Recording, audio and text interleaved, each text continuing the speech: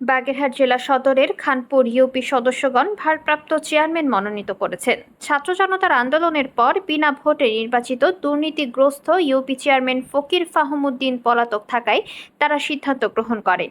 Union পরিষদের স্বাভাবিক কার্যক্রম চালু ও জনগণের ভোগান্তি এড়াতে বুধবার বেলা 11টায় ইউনিয়নের সকল সদস্যগণের উপস্থিতিতে রেজুলেশনের মাধ্যমে তারা ইউপি সদস্য কবির হোসেনকে ভারপ্রাপ্ত চেয়ারম্যান মনোনীত করেন।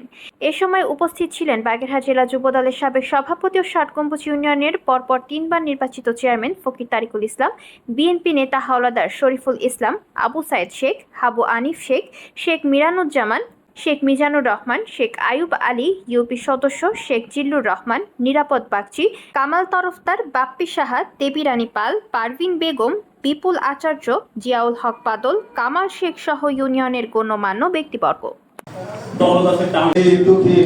মানুষের অন্তরের গভীর থেকে গভীরতম